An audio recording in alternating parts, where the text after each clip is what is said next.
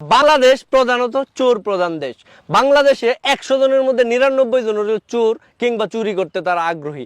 যারা চুরি করতে পারতেছে না, এরা সুযোগের অভাবে সৎ, এরা এই সুযোগ পাইতেছে না দেখে চুরি করতে পারতেছে না। আপনি যে কোনো মানুষকে জিজ্ঞান যে বাংলাদেশে বড় বড় চোর কারা, খালি কইব যারা টেয়া লয়ে বিদেশ গেছে গা, যারা বড় বড় নেতৃস্থানীয় জায়গায় আছে এরাই খালি চোর, আর কেউ চোর না।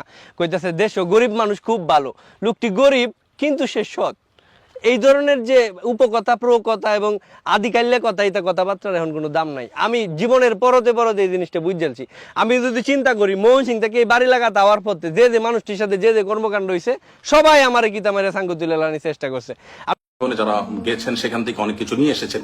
এটি মুসলিম সুলভ আচরণ নয়, এটা কোনো নীতিবান, কোনো আদর্শবান মানুষের কাজ নয় যে আপনি সেখানে রাষ্ট্রীয় সম্পদ যেগুলো আছে এগুলো তো রাষ্ট্রের সম্পদ, আপনার ট্যাক্সের কেনা টাকা জিনিস, এদেশের জনগণের জিনিস। অতএব আপনিও যদি সেটা দিন শেষে লুটতরাজ করেন, তাহলে লুটতরাজকারীদের সাথে আপনার পার্থক্যের জায়গাটা কি থাকলো?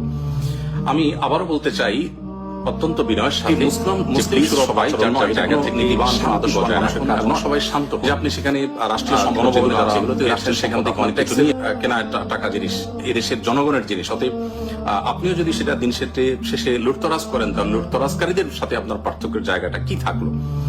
আমি আবারও বলতে চাই অত্যন্ত বিনয়ের সাথে যে প্লিজ সবাই যার যার জায়গা থেকে শান্তি বজায় রাখুন।